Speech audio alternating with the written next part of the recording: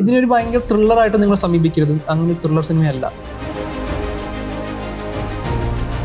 നമ്മൾ കഥ ആദ്യമായിട്ട് കേൾക്കുമ്പോൾ തന്നെ നമ്മളെ ആകർഷിക്കുന്ന ഒരുപാട് ഘടകങ്ങൾ ഈ കഥയ്ക്കകത്തുണ്ടായിരുന്നു. ഇപ്പോൾ ഇന്നലെ കാണുന്ന ആസിഫ് അലിയും അന്ന് കാണുന്ന ആസിഫ് അലിയും അതിന് മുമ്പ് ഞാൻ കണ്ട ആസിഫ് അലിയും എല്ലാം സെയിം ആണ്. ഭയങ്കര ഇഷ്ടമുള്ള ഒരു ആർട്ടിസ്റ്റാണ് ആസിഫ്. അവൻ എന്തോ ഒരു പിടിവള്ളി കിട്ടിയിട്ടുണ്ട്.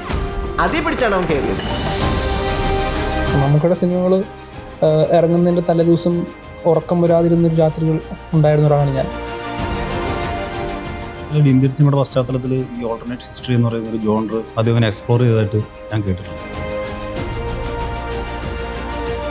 ഓൺലൈനിലൊക്കെ എപ്പോഴും ഉണ്ടായിരുന്ന പരാതിയായിരുന്നു മലയാള സിനിമയിൽ സ്ത്രീ കഥാപാത്രങ്ങൾ വളരെ കുറവാണ് എന്ന് പറഞ്ഞു.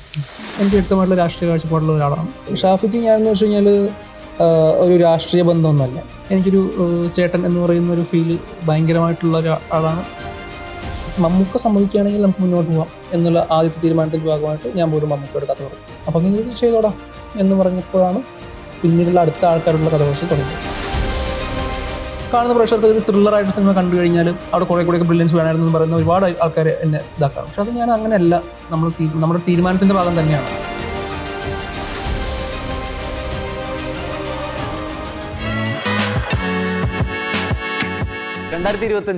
സൂപ്പർ ഹിറ്റ് ചിത്രം എന്ന് തന്നെ പറയാം രേഖാചിത്രത്തിന്റെ സംവിധായകൻ ജോഫിൻ ഡി ചാക്കോയും തിരക്കഥാകൃത്ത് ജോൺ മന്ത്രിക്കലുമാണ് ഇന്ന് മാസ്റ്റേഴ്സ് ക്രാഫ്റ്റിന്റെ പുതിയ എപ്പിസോഡ് നമുക്ക് ചേർന്ന്. നമസ്കാരം. നമസ്കാരം.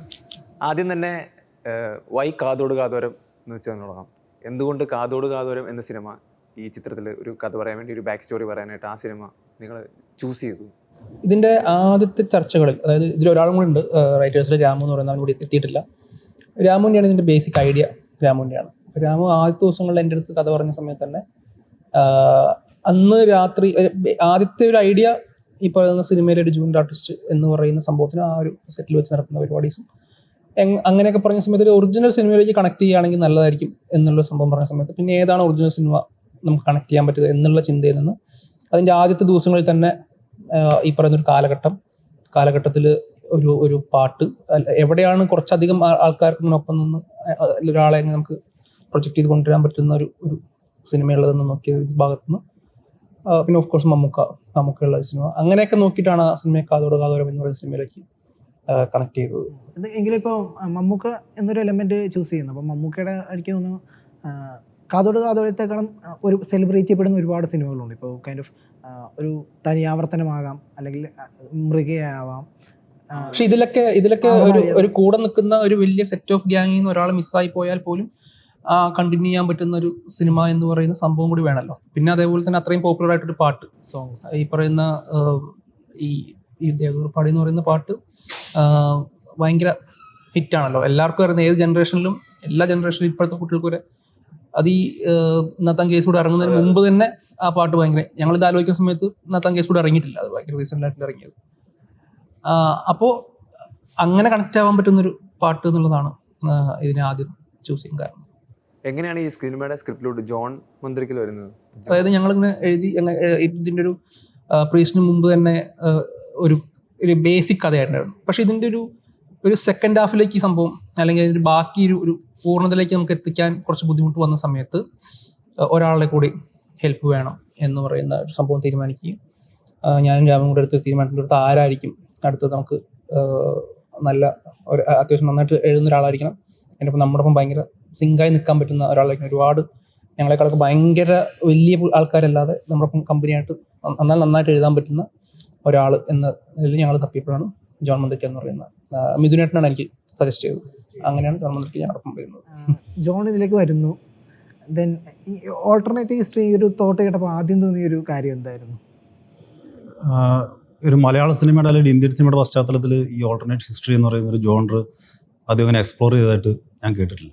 ഇൻഫാക്ട് ആക്ച്വലി ഈ ആദ്യമായിട്ട് ഒരു മലയാളത്തിലൊരു കഥ കേൾക്കുന്നത് ഞാൻ ജോഫിനി കഥ പറയുമ്പോഴാണ്. ഹോളിവുഡിലും മറ്റു നോവലുകളിലൊക്കെ ഈ ജോണർ ഒരുപാട് എക്സ്പ്ലോർ ചെയ്യപ്പെട്ടുള്ളതാണ്. അപ്പം ആ ഒരു ആൾട്ടർനേറ്റ് ഹിസ്റ്ററി എന്ന് പറയുന്ന ഒരു ജോണറിലൊരു സിനിമ വർക്ക് ചെയ്യാൻ പറ്റും എന്ന് പറയുന്നത് തന്നെ ഒരു ഓപ്പർച്യൂണിറ്റിയാണ്. പിന്നെ ഇത് മമ്മൂക്കനെ പോലത്തെ ഒരു വലിയ നടൻ്റെ ഒരു വലിയ സിനിമയുടെ പിന്നാമ്പുറത്ത് നടക്കുന്നൊരു കഥ. അങ്ങനെ ഈ നമ്മൾ കഥ ആദ്യമായിട്ട് കേൾക്കുമ്പോൾ തന്നെ നമ്മളെ ആകർഷിക്കുന്ന ഒരുപാട് ഘടകങ്ങൾ ഈ കഥയ്ക്കകത്തുണ്ടായിരുന്നു. അപ്പം അതൊരു പ്രധാനപ്പെട്ട ഒരു ഘടകമാണ്. പിന്നെ ആസിഫ് അഭിനയിക്കുന്നത് എനിക്ക് ഭയങ്കര ഇഷ്ടമുള്ള ഒരു ആർട്ടിസ്റ്റാണ് ആസിഫ്. അതുപോലെ ജോഫിനാണെങ്കിലും ഒരു വളർന്നു വരുന്ന ഒരു കരിയർ ഗ്രോത്ത് എപ്പോഴും ഒരു മേലോട്ട് വരുന്ന ഒരു സംവിധായകനാണ്. പിന്നെ അതുപോലെ തന്നെ എനിക്ക് സംസാരിച്ചപ്പോഴും നമ്മുടെയൊക്കെ ഏകദേശം സിനിമ മാത്രമല്ല മറ്റൊരുപാട് കാര്യങ്ങളിലും ഞങ്ങൾ കുറേ ഇൻട്രസ്റ്റുകളൊക്കെ ഷെയർ ചെയ്യുന്ന ആൾക്കാരാണ്. അപ്പോൾ അങ്ങനെ ഞങ്ങൾക്കൊരു വൈബൊക്കെ തോന്നി, അങ്ങനെ വർക്ക് അങ്ങനെ കണക്ട് ചെയ്തായിരുന്നു. സിനിമയിലേക്ക് ആസിഫ് അലി എന്നുള്ളൊരു ഒരു നടൻ വരുമല്ലോ, അപ്പോൾ അദ്ദേഹത്തെ ഒരു മെയിൻ ക്യാരക്ടറായിട്ട് മമ്മൂട്ടിയുടെ ഇങ്ങനെ ഒരു പശ്ചാത്തലം ഉണ്ടെങ്കിലും ആസിഫ് അലി എന്നുള്ളൊരു നടനിലേക്ക് എങ്ങനെയാണ് ജോഫിൻ എത്തിയത്? കാരണം ഇത് ഞങ്ങൾ അത് എനിക്ക് ആസിക്കാന്ന് വെച്ച് കഴിഞ്ഞാൽ ഞാൻ ആദ്യം സിനിമ ഞാൻ വർക്ക് ചെയ്യുന്ന ഒരു അസിസ്റ്റ് ചെയ്ത സിനിമ എന്ന് പറയുന്നത് ബൈസിക്കിൾ തീവ്സ് ആണ്. ജിസാറിന്റെ ആദ്യത്തെ സിനിമയായിരുന്നു. അത് തന്നെയാണ് ഞാൻ ആദ്യമായിട്ട് ഒരു സിനിമ സെറ്റിൽ വരുന്ന സിനിമയും അതായിരുന്നു. അപ്പോൾ അന്നോട്ടുള്ള ചെറിയൊരു കണക്ഷൻ ഉണ്ട്. പിന്നെ ഞങ്ങൾ പ്ലാൻ ചെയ്യുന്നത് ഞാൻ ഒരുപാട് ഇൻ്റർവ്യൂസിൽ പറഞ്ഞാണ് 2018 ഈ സിനിമയുടെ ഒരു ആദ്യത്തെ ഒരു തോട്ട് വരുന്നത്. അപ്പോൾ അന്ന് അധികം പോലീസ് വേഷങ്ങൾ ചെയ്യാത്ത ഈ ഒരു ക്യാരക്ടർ ഫുൾ ഓഫ് ചെയ്യാൻ പറ്റുന്ന ഒരു യുവ നടൻ എന്ന് പറയുന്ന, അത്യാവശ്യം സിനിമ കണ്ടവർക്കറിയാം ഇമോഷണൽ രംഗങ്ങൾ ഉണ്ടാവേണ്ട ഒരു സിനിമയാണ്. അപ്പം അത് നമുക്ക് ക്യാരക്ടറൈസേഷൻ ഒന്നും ആയിട്ടില്ലെങ്കിൽ പോലും ഈ സിനിമ ഇങ്ങനെയാണ് പോകേണ്ടതെന്നുള്ള തീരുമാനം ഒരു ഐഡിയ തോന്നിയായിരുന്നു. അപ്പോൾ അതിന് പറ്റുന്നൊരു നടൻ എന്നാൽ അന്ന് ഈ പറയുന്ന ഇത്രയും പോലീസ് വേഷങ്ങൾ അദ്ദേഹം ചെയ്തിട്ടില്ല. ഞങ്ങൾ ഈ കഥ ആലോചിക്കുന്ന സമയത്ത് ഒരു സിനിമയിലാണ് അദ്ദേഹം പോലീസായിട്ടുള്ളൂ. അപ്പോൾ അതൊക്കെയായിരുന്നു അതിനുള്ള കാരണം. അത് അന്നൊരു ഐഡിയ ആസിക്കോട് പറഞ്ഞപ്പോൾ ആസിക്ക ഐഡിയ കൊള്ള. ഈ പറഞ്ഞപ്പോൾ ജോൺ പറഞ്ഞ പോലെ തന്നെ ഈ പറഞ്ഞ ബേസിക് ഐഡിയ ആണ് പറയുന്നത്. ഇങ്ങനൊരു സിനിമയുടെ പശ്ചാത്തലത്തിൽ ഇങ്ങനൊരു ക്രൈം നമ്മൾ നമ്മുടെ ഭാഗത്തു നിന്നൊരു റീക്രിയേഷൻ്റെ ഭാഗമായിട്ട് ചേർത്തിട്ടുള്ളൊരു കഥ പറച്ചൽ എന്ന് പറയുന്ന സമയത്ത് കേൾക്കുന്ന സമയത്ത് ഉണ്ടാകുന്ന ഒരു സംഭവം കൊള്ളാലോടാ നീ അത് വർക്ക് ചെയ്യുമെന്ന് പറയുന്ന സംഭവത്തിൽ ആസിക്കയും പറയുന്നു. അങ്ങനെയാണ് പിന്നീട് സിനിമ വരുന്നത്. ഇപ്പോൾ അത് 2018 വരുമ്പോൾ അങ്ങനെ ഒരു സ്റ്റേജാണ്. പക്ഷേ 2024 ഇതിൻ്റെ വർക്ക് സ്റ്റാർട്ട് ചെയ്യുമ്പോൾ ആസിഫ് അലിയുടെ ഒരു കരിയർ ഫേസും മാറുന്നൊരു സ്റ്റേജാണ്. പിന്നീട് റിലീസിങ് എത്തുമ്പോൾ 2025 ജനുവരി റിലീസ് ചെയ്യുമ്പോഴേക്കും ഒരുപാട് പോലീസ് കഥാപാത്രം അദ്ദേഹം ചെയ്തു കഴിഞ്ഞു. മാത്രമല്ല ഒരു ഹിറ്റുകളുടെ ഒരു ഫേസ് വന്നു. കിഷ്കിന്ധകാണ്ഡത്തിലേക്ക് എത്തുമ്പോഴേക്കും അദ്ദേഹത്തിൻ്റെ എന്താ പറയുക തുടർച്ചയായ ഹിറ്റുകളിലേക്ക് എത്തുന്ന ഒരു ഇതുണ്ട്. അപ്പോൾ അതൊരു ഒരു ടെൻഷൻ ഉണ്ടാക്കുന്ന കാര്യമാണ്. അതായത് ഞങ്ങൾ ഷൂട്ട് എടുക്കുന്ന സമയത്ത് ഈ നമ്മുടെ തലവൻ എന്ന് പറയുന്ന സിനിമ ഇറങ്ങിയിട്ടില്ല. ഞങ്ങളുടെ ഷൂട്ടിൻ്റെ ഇടയ്ക്കാണ് അതിൻ്റെ റിലീസ് വരുന്നത്. ഞങ്ങൾ സിനിമ തുടങ്ങുമ്പോൾ നിങ്ങൾ ഈ പറയുന്ന, ഞാനതിലൊട്ടും വിശ്വസിക്കുന്നില്ല, പക്ഷേ ഈ പറഞ്ഞ സോഷ്യൽ മീഡിയയും കുറച്ച് ആൾക്കാരും പറയുന്ന പോലെ ആസിഫ് അലിയുടെ ഏറ്റവും മോശം സമയത്താണ് ഈ സിനിമയുടെ ഷൂട്ടിംഗ് തുടങ്ങുന്നത്. അതുകൊണ്ട് തന്നെ ഈ പറയുന്ന വിജയത്തിൻ്റെയോ പരാജയത്തിൻ്റെയോ യാതൊരു ബാധ്യതയും ഞങ്ങൾക്കില്ല. എന്നെ സംബന്ധിച്ച് ഇന്നും ഇപ്പം ഇന്നലെ കാണുന്ന ആസിഫ് അലിയും അന്ന് കാണുന്ന ആസിഫ് അലിയും അതിനു മുമ്പ് ഞാൻ കണ്ട ആസിഫ് അലിയും എല്ലാം സെയിമാണ്. ഞാൻ 2013 പരിചയപ്പെടുമ്പോൾ എന്താണോ ആസിഫ് അലിയെ ഞാൻ കണ്ടത്, അന്ന് എങ്ങനെയാണ് എൻ്റെ അടുത്ത് പെരുമാറിയത്, ഒരു അസിസ്റ്റന്റ് ഡയറക്ടർ പുള്ളി എങ്ങനെയാണ് പെരുമാറിയത്, അതേപോലെ തന്നെയാണ് അതേ കമ്പനിയോടും പുള്ളി എല്ലാവരും അങ്ങനെ പെരുമാറുന്നതാണ്. ഞാനിപ്പോൾ ഒരു നായകനെ ഇവിടെ ഇരുന്ന് ഭയങ്കരമായിട്ട് പൊക്കി പറയുന്നതല്ല. അദ്ദേഹത്തിന് വർക്ക് ചെയ്ത ആൾക്കാർക്ക് അതറിയാൻ പറ്റും. ഇപ്പോൾ പുള്ളി ഒരു സിനിമയുടെ സെറ്റിലേക്ക് രാവിലെ വരുന്ന സമയത്ത് രാവിലെ ഒരു 8 മണിക്ക് പുള്ളി വരികയാണെങ്കിൽ പുള്ളി കാർ നിർത്തി ഇറങ്ങി നേരെ ക്യാരവനിൽ കയറുന്ന ഒരാളല്ല.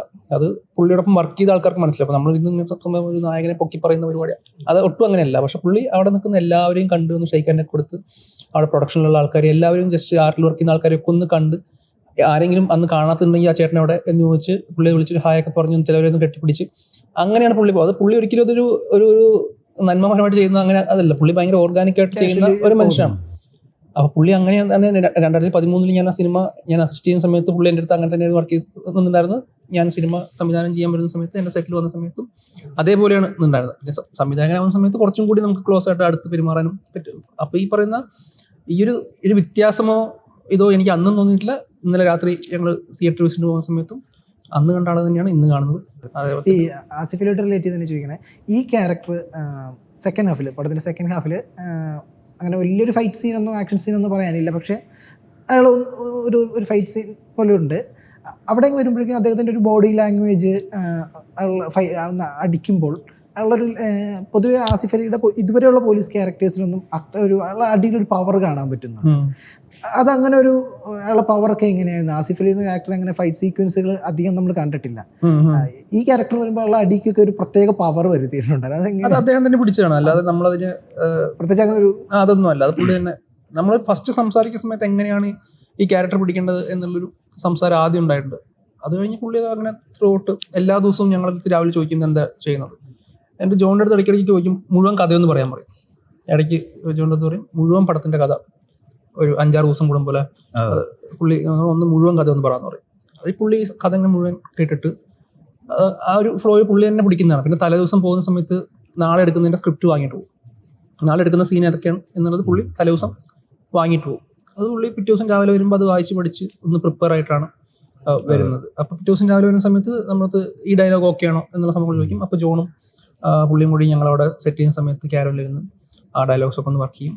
അങ്ങനെ ഭയങ്കര കംഫർട്ടായിട്ടാണ് സംഭവം ചെയ്തിട്ടുള്ളത്. ഈ ആസിഫ് അലിയുടെ ലുക്കിൻ്റെ കാര്യത്തിലാണ് നിങ്ങൾ ഈ പടത്തിൽ ഒരുപാട് ചർച്ച ചെയ്തിട്ടുണ്ടാവും. കാരണം പോലീസ് വേഷത്തിൽ ഇപ്പോൾ ആസിഫ് ചെയ്ത വേഷങ്ങളിലെല്ലാം മീശയിലും വ്യത്യാസമുണ്ട്, മുടിയിലും ഹെയർ സ്റ്റൈലും വ്യത്യാസമുണ്ട്. ഇപ്പോൾ രേഖായുധത്തിലോട്ട് വരുമ്പോഴത്തേക്കും മീശയിലും ഹെയർ സ്റ്റൈലിലും വ്യത്യാസം നിങ്ങൾ വരുത്തിയിട്ടുണ്ട്. അത് വേറെ പടത്തിൽ നിന്ന് അങ്ങനെ തോന്നാതിരിക്കാൻ വേണ്ടി നിങ്ങൾ ചെയ്യുക? അത് ഉറപ്പായിട്ടും അതൊരു ക്യാരക്ടർ മാറി നിൽക്കണമെങ്കിൽ അങ്ങനെ എല്ലാ സിനിമയും ഒരേപോലെ ചെയ്യാൻ പറ്റില്ല. അപ്പോൾ നമ്മൾ റോണക് ചേട്ടനാണ് ഇതിൻ്റെ മേക്കപ്പ് ചെയ്തിട്ടുള്ളത്. അപ്പോൾ റോണക് ചേട്ടൻ്റെ അടുത്ത് നേരത്തെ തന്നെ അത് പറഞ്ഞിട്ടുണ്ടായിരുന്നു. അപ്പോൾ എനിക്ക് തോന്നുന്നു അഡിയോസ് കഴിഞ്ഞിട്ടാണ് നേരിട്ട് വരുന്നത്. അപ്പോൾ അഡിയോസ് എന്ന സമയത്ത് കഷണ്ടി ചെയ്തിട്ടുണ്ടായിരുന്നു. അപ്പോൾ അത് കഴിഞ്ഞിട്ട് ഒരു 10-20 ദിവസം നമ്മൾ ആ മുടിയൊന്ന് വളരാൻ വേണ്ടിയിട്ട് വെയിറ്റ് ചെയ്തു. അതിനുശേഷം റോണക് ചേട്ടൻ്റെ ഒപ്പം പോയിരുന്നിട്ട് ഒരു തലേദിവസം ഒരു വൈകുന്നേരം ഞാൻ ഷൂട്ട് ചെയ്തുകൊണ്ടിരിക്കുന്ന സമയത്ത് ഈ സിനിമയുടെ ഷൂട്ടിങ്ങിൻ്റെ നമ്മുടെ ഫ്ലാഷ് ബാക്ക് എപ്പിസോഡ് ഞാൻ ആദ്യം തുടങ്ങി. അവിടെ നിന്ന് സ്റ്റാർട്ട് ചെയ്യുന്നത്. അത് തുടങ്ങി അതിൻ്റെ ഒരു എൻഡ് പോർഷനിൽ എത്തുന്ന സമയത്താണ് ആസിക്ക ജോയിൻ ചെയ്യുന്നത്. അവിടെ തീർത്തിട്ടാണ് ജോയിൻ ചെയ്യുന്നത്. അപ്പോൾ ഞാൻ ഈ ഫ്ലാഷ് ബാക്ക് എപ്പിസോഡ് ഷൂട്ട് ചെയ്തുകൊണ്ടിരിക്കുന്ന സമയത്ത് ഒരു ദിവസം ആസിക്ക ഈ ലുക്കിൽ നമ്മുടെ ലൊക്കേഷനിലേക്ക് വരികയാണ് ചെയ്തത്. എനിക്ക് റോണക് സാർ 2-3 ഇത് കാണിച്ചിട്ടുണ്ടായിരുന്നു. എന്നിട്ട് അതൊന്ന് ആസിക്കയുടെ ഇതാക്കിയിട്ട് ആസിക്ക നേരെ യൂണിഫോം ഒക്കെ ഇട്ടിട്ട് നേരെ നമ്മുടെ ഇതിലേക്ക് ഒരു പഴയ സെറ്റിലേക്ക് പുതിയ നായകൻ വരുന്ന പോലെ പെട്ടെന്ന് പുള്ളി വരികയായിരുന്നു. ഇപ്പോൾ ഈ പടത്തിൽ 2 കാലഘട്ടം കാണിക്കുന്നുണ്ട്. അതിൽ പറഞ്ഞ പോലെ ഫ്ലാഷ് ബാക്കിൽ നിന്നാണ് സ്റ്റാർട്ട് ചെയ്യുന്നത്. രണ്ടാമത്തെ കാലഘട്ടം ഈ ഫ്ലാഷ് ബാക്ക് കാലഘട്ടം കാണിക്കുന്നത് കാതോട് സിനിമയുടെ സെറ്റ് ബേസ് ചെയ്തുകൊണ്ടാണ്. അപ്പോൾ അതെങ്ങനെയായിരുന്നു ആ കാതോരത്തിൻ്റെ സെറ്റിനെ റീക്രിയേറ്റ് ചെയ്തതിൻ്റെ ഒരു അനുഭവം? അത് നമ്മുടെ ഷാജി നബി എന്ന് പറഞ്ഞ ഡയറക്ടറായിട്ട് നേരത്തെ തന്നെ ഈ സിനിമയുടെ ഏറ്റവും വലിയ ഈ സിനിമ വർക്ക് ആവുകയാണെങ്കിൽ വർക്ക് ആവുന്നത് ഈ എപ്പിസോഡ് കൂടുതലായിരിക്കും എന്നുള്ളത് ഞങ്ങൾക്കത് ഉറപ്പായിരുന്നു. അപ്പോൾ അതിന് കൂടുതൽ കോൺസെൻട്രേറ്റ് ചെയ്യുക എന്ന് പറയുന്നത് ഞങ്ങൾ നേരത്തെ തന്നെ തീരുമാനിച്ചതാണ്. അപ്പോൾ അതിൻ്റെ ഭാഗമായിട്ട് ആ ഫ്ലാഷ് ബാക്ക് എപ്പിസോഡുകൾ വളരെ വൃത്തിയായി ഷൂട്ട് ചെയ്യാൻ വേണ്ടി നമ്മൾ അതിനുള്ളൊരു സമയവും അതിനുള്ളൊരു ബഡ്ജറ്റും വേറെ തന്നെ വെച്ചിട്ടുണ്ടായിരുന്നു. ഈ സിനിമയുടെ മറ്റ് ഭാഗങ്ങളിൽ ചിലവാക്കിയതിനേക്കാൾ കൂടുതൽ ബഡ്ജറ്റും സമയവും എഫേർട്ടും എല്ലാം ഞങ്ങൾ എടുത്തിരിക്കുന്നത് ആ ഒരു സമയം ഷൂട്ട് ചെയ്യാൻ പറ്റും. അതിൻ്റെ പ്രിപ്പറേഷനും എല്ലാം വൃത്തി ചെയ്തിട്ടുണ്ടായിരുന്നു. അതിന് പറ്റിയൊരു ലൊക്കേഷൻ കണ്ടുപിടിക്കുക എന്നുള്ളതായിരുന്നു ആദ്യത്തെ ടാസ്ക്. അപ്പോൾ അത് ഞാൻ ഓൾറെഡി ഈ സിനിമയുടെ തിരക്കഥയുടെ ഭാഗമായിട്ട് ഞാനും ജോണും കൂടിയിട്ടൊരു ചെറിയ യാത്രകൾ നടത്തിയിട്ടുണ്ടായിരുന്നു. ഈ പറയുന്ന അതൊരു ഒറിജിനൽ സ്ഥലമാണ്, എല്ലാവർക്കും അറിയാം. തിരുമുറുക്കുന്ന് പള്ളിയിലാണ് അതിൻ്റെ. അപ്പോൾ തിരുമുറുക്കുന്ന് പള്ളിയിൽ പല പ്രാവശ്യം പോയിട്ടുണ്ട്. അപ്പോൾ അതിന് പറ്റിയ അപ്പോൾ അതിൻ്റെ ചുറ്റുപാടൊക്കെ കുറച്ച് മാറിപ്പോയിട്ടുണ്ടായിരുന്നു. അപ്പോൾ ഇതെങ്ങനെ കണക്ട് ചെയ്യാൻ പറ്റുന്ന രീതിയിൽ ഒരു ലൊക്കേഷൻ കിട്ടും എന്നുള്ള സംഭവം നമ്മൾ കുറേ ആദ്യം നോക്കിയിട്ടുണ്ടായിരുന്നു. അങ്ങനെ അത് പക്ഷേ ഞങ്ങൾക്കൊരു പ്രോപ്പറായിട്ടൊരു സ്ഥലം കിട്ടിയിട്ടുണ്ടായിരുന്നില്ല. പിന്നെ ഷാജി നടുവിൽ വന്നിട്ടാണ് ഷാജി നടുവിൽ കുറേ സ്ഥലം കൊണ്ട് കാണിച്ചു.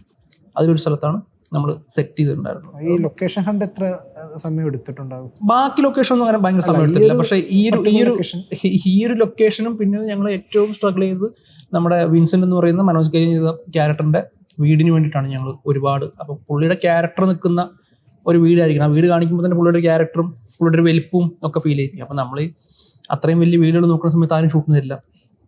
അപ്പൊ അത്രയും വലിയ വീട്ടിൽ നമുക്ക് ഷൂട്ടിങ് അപ്പൊ അത്രയും അതങ്ങനെ മാറി നിൽക്കണം, അതങ്ങനെ നിൽക്കണം എന്നുള്ളത് കൊണ്ട് അയാളുടെ ക്യാരക്ടറും അയാളുടെ സ്വഭാവവും ഒക്കെ അതിൽ കാണിക്കുന്നത്. അത് കിട്ടാൻ ഭയങ്കര കഷ്ടപ്പെട്ടില്ല. അതിന്റെ ലാസ്റ്റ് ഷൂട്ടിന്റെ ഒരു കുറച്ച് ദിവസങ്ങൾ മുമ്പാണ് ശരിക്കും ഞങ്ങൾ കണ്ട വീടൊന്നും നമുക്കങ്ങനെ അവൈലബിലിറ്റി തരുന്നില്ല. അതെ, അത് കഴിഞ്ഞിട്ടാണ് ഒരു മാളയിലൊരു വീടാണത്. അവരങ്ങനെ ഷൂട്ടിങ് കൊടുക്കാറുള്ള അധികം സിനിമ ഷൂട്ട് ആദ്യത്തെ സിനിമയാണോ എനിക്കറിയില്ല. എനിക്കറിയില്ല. ലാസ്റ്റ് പിന്നെ ആൻഡ്രോ ചേട്ടൻ്റെ മുഴുവൻ സ്വാധീനം ഉപയോഗിച്ചിട്ട് തപ്പിക്കൊണ്ടുവന്നൊരു വീടാണ്.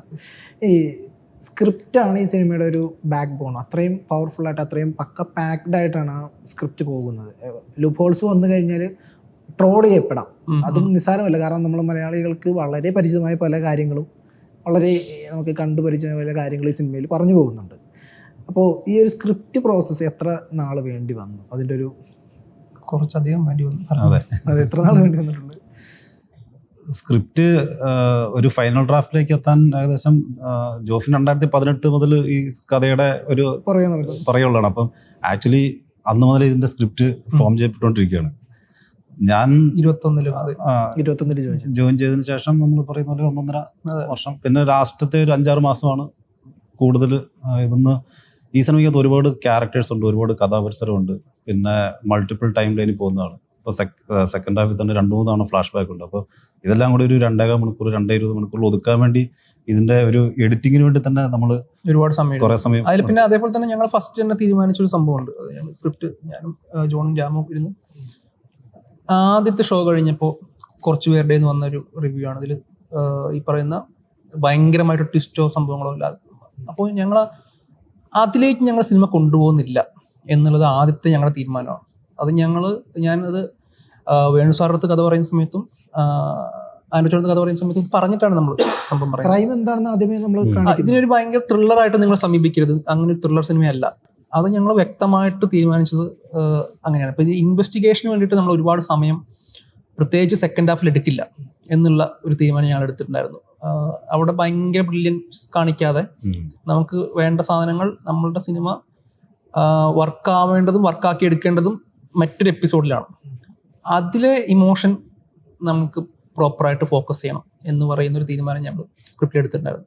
അപ്പോൾ അതുകൊണ്ട് തന്നെ ഇൻവെസ്റ്റിഗേഷൻ ഏരിയ നമ്മൾ കുറച്ച് സ്പീഡിലാക്കാം എന്ന് പറയുന്ന ഒരു തീരുമാനം ഫസ്റ്റ് തന്നെ എടുത്തിട്ടുണ്ടായിരുന്നു. അവിടെ നമ്മളൊരു ഇൻവെസ്റ്റിഗേഷൻ ബ്രില്യൻസ് കാണിക്കേണ്ടത്. അതിപ്പോൾ കാണുന്ന പ്രേക്ഷകർക്ക് ഒരു ത്രില്ലറായിട്ട് സിനിമ കണ്ടു കഴിഞ്ഞാൽ അവിടെ കുറേ ബ്രില്യൻസ് വേണമായിരുന്നു എന്ന് പറയുന്ന ഒരുപാട് ആൾക്കാർ എന്നെ ഇതാക്കാറ്. പക്ഷെ അത് ഞാൻ അങ്ങനെയല്ല, നമ്മുടെ തീരുമാനത്തിന്റെ ഭാഗം തന്നെയാണ് അത് അങ്ങനെ ചെയ്യുന്നുള്ളൂ. ആ എപ്പിസോഡിന് ഇതിന്റെ ഒരു ഇമോഷൻ കണക്ഷനും നമ്മൾ അത് സ്ക്രിപ്റ്റിലാണെങ്കിലും സിനിമയിലെ സ്ത്രീ കഥാപാത്രത്തിന്റെ വരുമ്പോഴത്തേക്ക് ഒരുപാട് പവർഫുൾ ക്യാരക്ടേഴ്സ് സിനിമയിലുണ്ട്. പക്ഷെ അത് അങ്ങനെ നിങ്ങൾ വിസിബിളി പറഞ്ഞിട്ടില്ല, പക്ഷെ പടം കാണുമ്പോൾ അത് പ്രേക്ഷകർക്ക് ഫീൽ ചെയ്യുന്നുണ്ട്. അപ്പോൾ അത് അങ്ങനെ ഫീമെയിൽ ക്യാരക്ടേഴ്സിനെ അങ്ങനെ പ്ലേസ് ചെയ്യാനുണ്ടായ ഒരു കാരണം എന്താണ് സിനിമയിൽ? ഈ തിരക്കഥയിൽ നിങ്ങൾ അങ്ങനെ എഴുതുമ്പോൾ അത് ഈ സിനിമയുടെ കഥയുടെ ഒരു പെക്യുലാരിറ്റി അനുസരിച്ച് ഇതിനകത്ത് കുറെ സ്ത്രീ കഥാപാത്രങ്ങൾ വരും. അതിപ്പം നമ്മളിപ്പം അനശ്വരയുടെ ക്യാരക്ടർ ആണെങ്കിലും ശരി, ഒരു സിസ്റ്ററിന്റെ ക്യാരക്ടർ ആണെങ്കിലും ശരി. അപ്പോൾ അങ്ങനെ ഓൾറെഡി കഥയുടെ ബേസിക് ഫ്രെയിം വർക്കിൽ ഫീമെയിൽ ക്യാരക്ടേഴ്സ് ഉണ്ട്. അപ്പോൾ അതിനെ നമ്മൾ കുറച്ച് അവർക്കുള്ള ഇൻഡിവിജ്വാലിറ്റിയും ഓരോ ക്യാരക്ടേഴ്സിനും അതിൻ്റെ ഡെപ്തും കംപ്ലീഷനും എല്ലാം കൊടുത്താണ് വർക്ക് ചെയ്തത്. പിന്നെ ഞങ്ങൾ ഈ സ്ക്രിപ്റ്റൊക്കെ എഡിറ്റ് ചെയ്യുന്ന സമയത്ത് ഈ ഓൺലൈനിലൊക്കെ എപ്പോഴും ഉണ്ടായിരുന്ന പരാതിയായിരുന്നു, മലയാള സിനിമയിൽ സ്ത്രീ കഥാപാത്രങ്ങൾ വളരെ കുറവാണ് എന്ന് പറഞ്ഞു. സ്ത്രീകൾ എന്നുള്ള ചോദ്യം.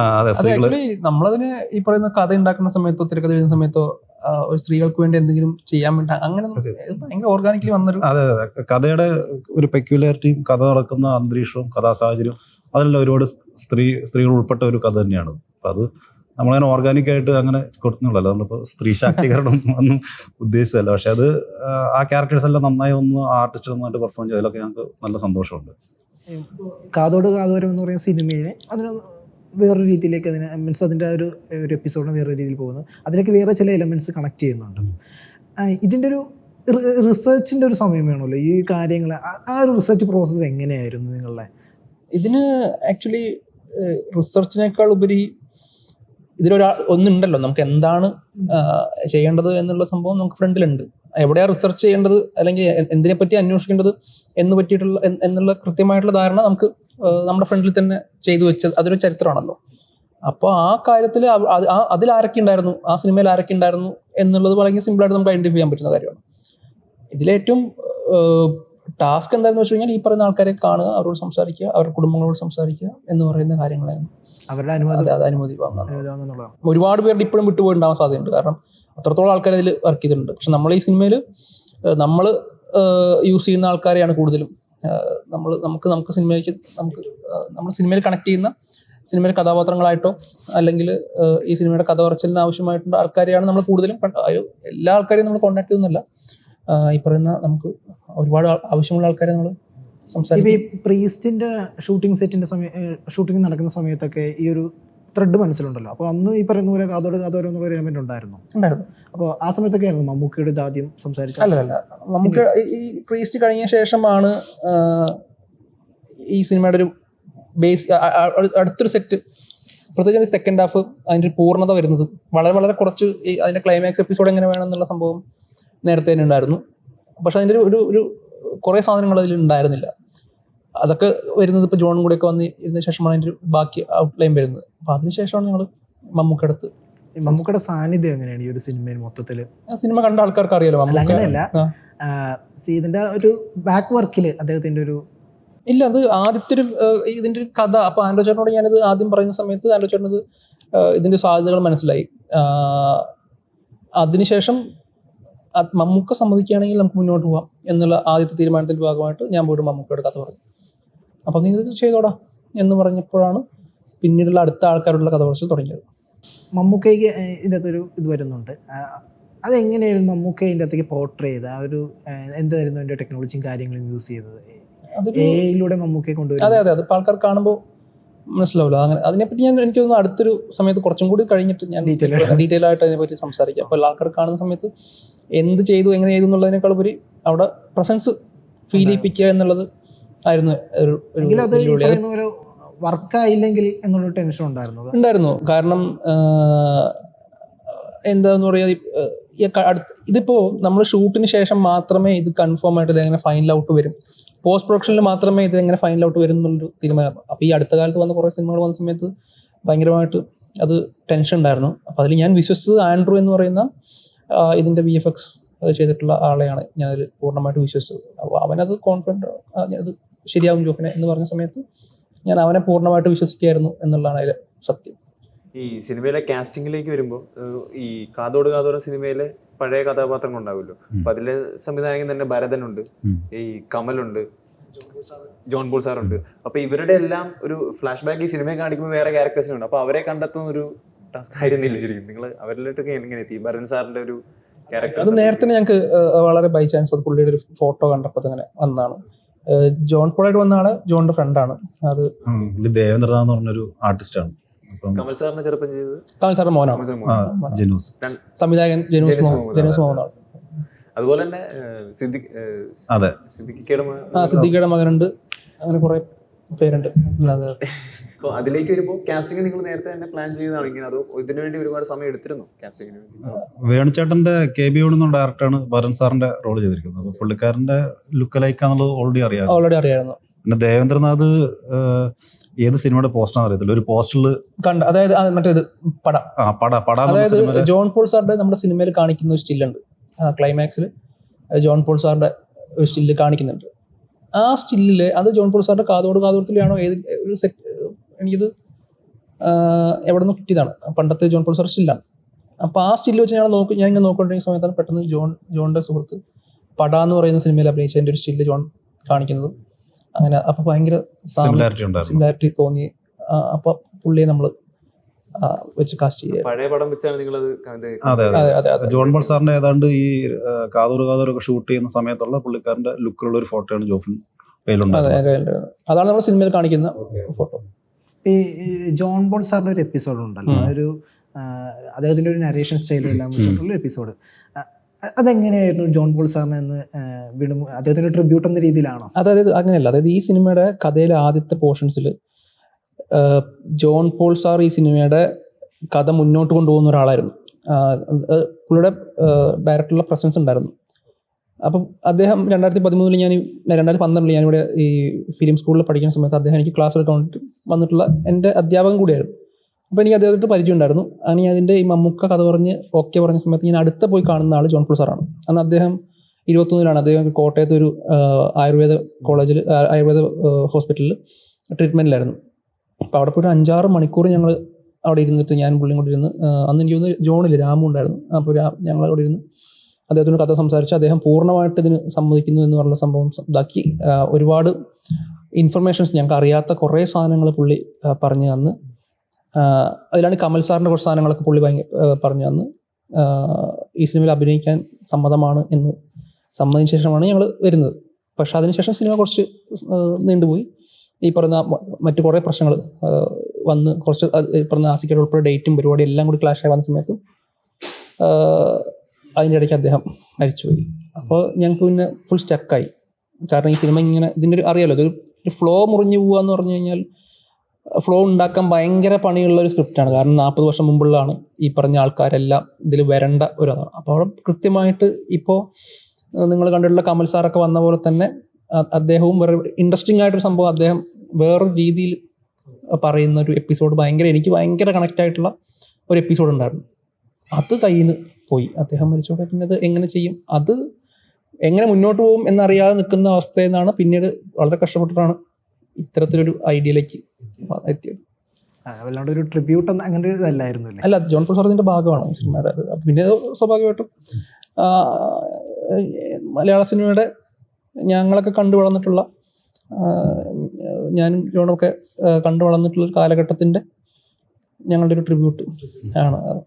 ഇപ്പോൾ സോഷ്യൽ മീഡിയയിൽ ഇപ്പോൾ ഭയങ്കര ട്രെൻഡിങ് ഒരു വീഡിയോ ഉണ്ട്, ആസിഫ് ഖാ ഈ വന്നിട്ട് ഒരു സ്ത്രീയെ പോയി കെട്ടിപ്പിടിക്കുന്നത്, അതിന്റെ സീൻ കട്ട് ചെയ്ത് കളഞ്ഞെന്ന് പറഞ്ഞ്. അത് വളരെ ഭയങ്കര സിനിമ ഞാൻ വനിതാ വിരുന്ന് കണ്ടുകൊണ്ടിരിക്കുകയാണ്. കണ്ട് എനിക്കിതിൻ്റെ അഭിപ്രായങ്ങളൊന്നും എന്താണെന്ന് മനസ്സിലാവുന്നില്ല. അത് ഒന്നാമത് ഞങ്ങൾ സിനിമയിൽ അഭിനയിച്ച ആൾക്കാരും വർക്ക് ചെയ്ത ആൾക്കാരൊക്കെയാണ് കൂടുതൽ ഷോയ്ക്കുള്ളത്. അപ്പോൾ എനിക്കിത് എല്ലാവർക്കും കഥ അറിയുന്ന ആൾക്കാരാണിത് എന്താണ് ഇത് സംഭവിച്ചുകൊണ്ടിരിക്കുന്നത് എനിക്ക് മനസ്സിലാവുന്നില്ല. അപ്പോൾ ക്ലൈമാക്സ് ആവുന്ന സമയത്ത് എനിക്ക് സോഷ്യൽ മീഡിയയിൽ കുറച്ചൊക്കെ മെസ്സേജൊക്കെ വരുന്നുണ്ട്.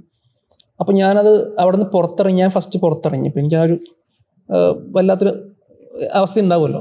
ഞാൻ പുറത്തിറങ്ങിയ സമയത്ത് പെട്ടെന്ന് എൻ്റെ കയ്യിൽ ഒരാൾ പിടിച്ചു. ഞാൻ തിരിഞ്ഞ് നോക്കുന്ന സമയത്ത് ഈ ചേച്ചി അവിടെ കിടന്ന് പൊട്ടിക്കരയാണ്. പൊട്ടിക്കരയെന്ന് പറഞ്ഞാൽ പുള്ളിക്കാരി 30 പേരെയും കൊണ്ടാണ് പടം കാണാൻ വന്നത്. എനിക്ക് അന്ന് ഞങ്ങൾ ഷൂട്ട് ചെയ്യുന്ന സമയത്ത് ഈ സിനിമയുടെ ഷൂട്ടിങ്ങിനെ പറ്റി ഞാൻ പല സ്ഥലത്തും പറഞ്ഞിരുന്നു. ഞങ്ങൾ ഓടിച്ചിട്ടുള്ള ഷൂട്ടായിരുന്നു.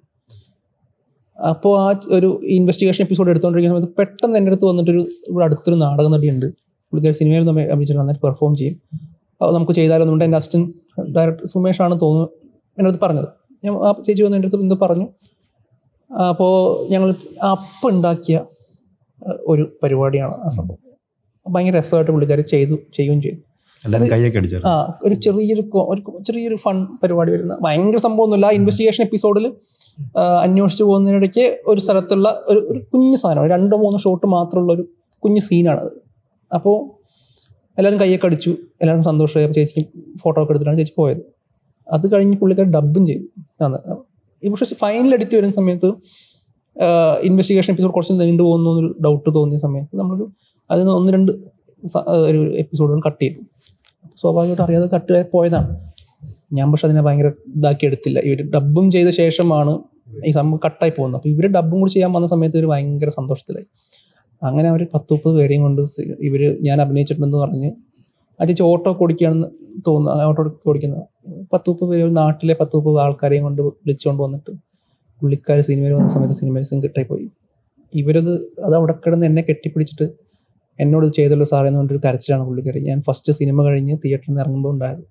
ഒന്നാമത് ഞാൻ കുറച്ച് മാനസികമായിട്ട് ഇങ്ങനെ എന്താണ് സംഭവിക്കുന്നത് അറിയാതെ ഇങ്ങനെ ഇറങ്ങി വരുന്ന സമയത്ത് നിങ്ങൾ കണ്ട സമയത്ത് അതിനുശേഷമാണ് ഞാൻ നേരെ ക്യാമറയുടെ ഭയങ്കര വല്ലാത്തൊരു മാനസികാവസ്ഥയിൽ എനിക്ക് എന്താ പറയേണ്ടതെന്ന് അറിയണമെങ്കിൽ ഞാൻ അവിടെ നിന്ന് സൈഡിൽ നിന്ന് ഇറങ്ങിപ്പോയി. അപ്പോൾ തന്നെ ഞാൻ ആസിക്കടുത്ത് ഇതേ സംഭവം ഞാൻ വന്ന അതേ വഴി വന്ന ആസിക്കടുത്തും ഇവിടെ സംഭവം പറഞ്ഞു. ആസിക്ക് ആദ്യം മനസ്സിലായില്ല, ഒരു സിനിമ വേണ്ടി ഇമോഷണലായിട്ട് കരയാണെന്നാണ് പുള്ളി. അപ്പോഴാണ് ആസിക്കും കയ്യിൽ നിന്ന് പോയി. ഞങ്ങൾ രണ്ടുപേരും പുറത്തിറങ്ങി കഴിഞ്ഞിട്ട് ഞങ്ങൾക്ക് ആ മൊമെന്റ് എൻജോയ് ചെയ്യാൻ പറ്റിയില്ല. ഞങ്ങൾക്ക് ആ സിനിമ ആൾക്കാർ നല്ലത് പറയുന്നതിനെ ഞങ്ങൾക്ക് രണ്ടുപേർക്കും എൻജോയ് ചെയ്യാൻ പറ്റിയില്ല എന്ന് പറയുന്ന സത്യം പറഞ്ഞു കഴിഞ്ഞാൽ അപ്പുണ്ടായ ഇവരുടെ ഭാഗത്തു നിന്നും അവരുടെ കൂടെ വന്ന ആൾക്കാരും ചുറ്റും വന്ന ആൾക്കാരും. അത് പ്രത്യേകിച്ച് എനിക്ക് ഫീൽ ചെയ്തത് ഈ സിനിമ പറയുന്നത് സിനിമയിൽ അഭിനയിക്കാൻ വേണ്ടി കഷ്ടപ്പെട്ട ഒരു പെൺകുട്ടിയുടെ കഥയാണ്. അപ്പം എൻ്റെ ഭാഗത്ത് നിന്ന് അങ്ങനെ ഒരു സംഭവം ഉണ്ടാകാൻ പാടില്ലായിരുന്നു എന്ന് പറയുന്ന ഭയങ്കരമായിട്ടുള്ളൊരു ഫീൽ എനിക്ക് തോന്നി. അത് നേരത്തെ അറിയിക്കണമായിരുന്നു. ഞാൻ കുറേ പേരെ 1-2 ആൾക്കാരുടെ ഇതുപോലെ കട്ടായി പോയ ആൾക്കാരെയൊക്കെ അറിയിച്ചിട്ടുണ്ടായിരുന്നു. പക്ഷെ ഇവരെ വിട്ടുപോയി. സ്വാഭാവികമായിട്ടും ഞാൻ ചെറിയ ആൾക്കാരെ അങ്ങനെ വിട്ടുപോകാൻ പാടില്ലായിരുന്നു. അവരെ അത്രത്തോളം ബാധിച്ചു എന്നുള്ള സംഭവം മനസ്സിലായപ്പോഴാണ് ഞാൻ അവരുടെ അടുത്ത് പ്രസ് മീറ്റിൻ്റെ സമയത്ത് അങ്ങോട്ട് വരാൻ പറഞ്ഞിട്ടുണ്ടായിരുന്നു. റീസൺ ഞാൻ ഫസ്റ്റ് മൂവി വരുന്നു. അതിനു മുമ്പ് ജോഫിൻ്റെ ഒരു കരിയർ ഉണ്ടല്ലോ. എങ്ങനെയാണ് ഈ ഒരു സിനിമ എന്ന് പറയുന്ന ഒരു ആഗ്രഹത്തിലേക്ക് എത്തുന്നത്? ഞാനൊക്കെ 90s ജനിച്ച ആളാണ്. അപ്പോൾ എൻ്റെ വീട്ടിൽ എൻ്റെയൊക്കെ ചെറുപ്പകാലത്ത് ഒരു 4ാം ക്ലാസ്സിലോ 5ാം ക്ലാസ്സിലോ കണ്ട് പഠിക്കുന്ന സമയത്താണ് എൻ്റെ വീട്ടിൽ ആദ്യമായിട്ട് VCP വാങ്ങുന്നത്. അന്ന് VCP ആണോ VCR ആണോ? VCR വാങ്ങുന്നത്. അന്ന് എൻ്റെ അവിടെ 2 കാസറ്റ് കിട്ടി. അതിലൊരു കാസറ്റ് സൈന്യം എന്ന് പറയുന്ന ഒരു മമ്മൂട്ടി സിനിമയും വേറൊരു ഹിന്ദി സിനിമയാണ് എനിക്ക് കിട്ടിയത്. അപ്പോൾ എല്ലാ ദിവസവും അന്ന് എൻ്റെ വീട്ടിലൊന്നും കേബിളില്ല. കേബിൾ കുറച്ചും കൂടി കഴിഞ്ഞിട്ടാണ് കേബിൾ എടുത്ത്. അപ്പോൾ ഞാൻ സ്കൂൾ വിട്ട് കഴിഞ്ഞ് കഴിഞ്ഞാൽ എൻ്റെ ഏറ്റവും വലിയ ഹോബി എന്ന് പറയുന്നത് ഈ പറയുന്ന സൈന്യം ഇട്ട് കാണുക എന്ന് പറയുന്ന സംഭവമാണ്. ഞാൻ ഏറ്റവും കൂടുതൽ കണ്ട സിനിമ എന്ന് പറയുന്നത് സൈന്യം ആയിരിക്കും. ആ സിനിമ അന്ന് വിജയമാണോ പരാജയമാണോ എനിക്ക് അറിയില്ല. പിന്നെ അത് പക്ഷേ അന്ന് എനിക്ക് ആ സിനിമ ഭയങ്കരമായിട്ട് എന്നെ സ്വാധീനിക്കുകയും അതിലെ നായകനെ എനിക്ക് ഭയങ്കരമായിട്ട് ഇഷ്ടമാവുകയും ചെയ്തു. അന്ന് തൊട്ടിട്ടാണ് ഈ പറയുന്ന സിനിമ എന്ന് പറയുന്ന സംഭവം എനിക്ക് കയറിയതാണെന്നാണ് എനിക്ക് തോന്നുന്നു. അതിനുശേഷം എൻ്റെ ചേച്ചിയുടെ വീട്ടിലാണ് ഉത്തമൻ എന്ന് പറയുന്ന സിനിമ ഷൂട്ട് ചെയ്തത്. ഉത്തമൻ എൻ്റെ മൂത്ത ചേച്ചിയുടെ ഹസ്ബൻഡിൻ്റെ വീട്ടിലാണ്. സിദ്ദിഖും ആ പാലാഴി തീരം കണ്ടു എന്ന് പറയുന്ന പാട്ടൊക്കെ ഷൂട്ട് ചെയ്തത് ആ വീട്ടിലാണ്. അന്നത്തെ ഷൂട്ടിങ് എനിക്ക് 10-15 ദിവസം അന്നാണ് ഷൂട്ടുണ്ടായത്. സിദ്ദിഖൊക്കെ അന്ന് ഞാൻ സിദ്ദിഖയുടെ മടിയിലൊക്കെ ഇരിക്കുന്ന ഫോട്ടോ ഒക്കെ ഉണ്ട്. സിദ്ദിഖയുടെ കല്യാണം, ആ കല്യാണത്തിൻ്റെ ഇടയ്ക്ക് ഞാൻ അവിടെ എവിടെ ഉണ്ടെന്നാണ് എനിക്ക് തോന്നുന്നത്. അത്തരത്തിലൊരു സംഭവം അന്ന് എൻ്റെ ചേച്ചിയുടെ മോൻ്റെ ഒന്നാം പിറന്നാളൊക്കെ നടക്കുന്ന സമയത്ത് ഈ സിനിമ ഷൂട്ടിംഗ് നടക്കുകയാണ്. അപ്പോൾ അന്ന് ഈ സിനിമാക്കാരെ കാണുകയും ഷൂട്ടിംഗ് കാണുകയും ചെയ്ത സമയത്ത് ഉണ്ടായൊരു ഭയങ്കരമായിട്ടുള്ളൊരു ആഗ്രഹമാണ് സിനിമ എന്ന് പറയുന്നത്. അങ്ങനെയാണ് ഈ സിനിമയിലേക്ക് സിനിമാ മോഹം കയറുന്നതെന്നാണ് എനിക്ക് തോന്നുന്നത്. പക്ഷേ എൻ്റെ വീട്ടിൽ കുറച്ച് ഈ പറയുന്ന കുറച്ച് പഠിപ്പിസ്റ്റുകളും കുറച്ച് അധ്യാപകരും ഒക്കെ ഉള്ള ഒരു വീടാണ്. അപ്പോൾ അവിടെ നിന്ന് അങ്ങനെ സിനിമയിലേക്ക് പെട്ടെന്ന് അങ്ങനെ കയറാൻ പറ്റിയില്ല. പിന്നീട് പഠിച്ചുകൊണ്ടിരിക്കുന്ന സമയത്താണ് ഒരു മാർക്കറ്റിംഗ് കമ്പനി, എങ്ങനെ സിനിമയിലേക്ക് കയറാം എന്നുള്ള ഭാഗമായിട്ടൊരു മാർക്കറ്റിംഗ് കമ്പനി തുടങ്ങുന്നത്. അത് സിനിമ മാർക്കറ്റിംഗ് ആയിരുന്നു. അവിടെ നിന്ന് കുറച്ച് പൈസയൊക്കെ ഉണ്ടാക്കിയ സമയത്താണ് ഞാൻ ഫിലിം മേക്കിംഗ് PG ചെയ്യുന്നത്. അതിനുശേഷം ജിസാറിൻ്റെ ഒപ്പം ഒരു സിനിമയിൽ ഞാൻ അസിസ്റ്റ് ചെയ്ത് വർക്ക് ചെയ്തു, ബൈസിക്കിൾ ദിവസം. അത് കഴിഞ്ഞ സമയത്ത് ഞാൻ ഈ മാർക്കറ്റിംഗ് കണ്ടിന്യൂ ചെയ്തു. സിനിമയിലാണ് മൊത്തത്തിൽ കഴിഞ്ഞൊരു 10-12 വർഷമായിട്ട് ഞാൻ ഉണ്ടായിരുന്നത്. പിന്നീട് ആൻഡ്രോ ചേട്ടനായിട്ട് ഭയങ്കര സൗഹൃദം ഉണ്ടായിരുന്നു. ആൻഡ്രോ ചേട്ടനോട് പ്രീസിൻ്റെ ബേസിക് ഐഡിയ പറഞ്ഞ സമയത്താണ് ഉണ്ണിസാറെ കേൾപ്പിക്കുന്നത്. ഉണ്ണിസാറും ആൻഡ്രോ ചേട്ടനും കൂടെ മമ്മൂട്ടി കേൾപ്പിക്കും. അങ്ങനെ സൗഹൃദമാണ് അതെ സിനിമയിലേക്ക് വരുന്നത്. ജോണിലേക്ക് വന്നു കഴിഞ്ഞാൽ ഞാൻ പറയുന്ന പോലെ എൻ്റെ ചെറുപ്പകാലഘട്ടത്തിലും ഞാൻ ജോഫിനെ കഴിഞ്ഞാൽ കുറച്ചുകൂടെ പഴയ ജനറേഷനാണ്. അപ്പം നമ്മളെയൊക്കെ ചെറുപ്പത്തിൽ റേഡിയോ, വായന, അങ്ങനത്തെ കാര്യങ്ങൾ കിടന്നു കൂടുതൽ. പിന്നെ സിനിമ എന്ന് പറയുന്നത് എപ്പോഴും ഭയങ്കര പ്രഷ്യസ് ആയിട്ടുള്ള ഒരു കാര്യമാണ്. ഒന്ന് നമ്മൾ സിനിമ കാണുന്നത് സ്കൂളിലൊക്കെ ഈ നമ്മുടെ പ്രൊജക്ടർ വെച്ചിട്ട് തുണിയൊക്കെ വിരിച്ച് കെട്ടി അങ്ങനെ ഹിറ്റ് സിനിമകൾ മാത്രം വരും. പിന്നെ ഒരു കാലഘട്ടം കഴിഞ്ഞപ്പോഴത്തേനും കേബിൾ വന്നു. അങ്ങനെ ഡിഗ്രിക്കൊക്കെ എത്തിക്കഴിഞ്ഞപ്പോഴത്തേനും നമ്മൾ സിനിമയുടെ കുറേ കൂടെയൊക്കെ ഡീറ്റെയിൽ ആയിട്ട് ആലോചിക്കാനും ചിന്തിക്കാനും തുടങ്ങിയത്. അപ്പം അങ്ങനെ മിഥുൻ എൻ്റെ ക്ലാസ്മേറ്റ് ആയിരുന്നു, മിഥുൻ മാരുൽ തോമസ്. അപ്പം ഞങ്ങളങ്ങനെ ഒരുമിച്ച് സിനിമകൾ കാണാൻ പോകും, സിനിമകളെ പറ്റി ചർച്ച ചെയ്യും. അപ്പോൾ സിനിമ ചെറുതായിട്ട് തിരക്കഥാകൃത്താകണം അല്ലെങ്കിൽ സംവിധാനം എന്നുള്ള പരിപാടിയൊന്നും അങ്ങനെ ആ സമയത്തില്ലായിരുന്നു. അപ്പോൾ അന്ന് ഞങ്ങൾക്കൊരു എഴുത്തിനൊരു താല്പര്യം ഉണ്ടായിരുന്നു. പിന്നീട് ഞങ്ങൾ പിന്നെ ജോലിക്കെല്ലാം പോയി. പിന്നെ എന്നാലും സിനിമയോടുള്ളൊരു പാഷനും അതിനുള്ളൊരു ആഗ്രഹമൊക്കെ മനസ്സിലുണ്ടായിരുന്നു.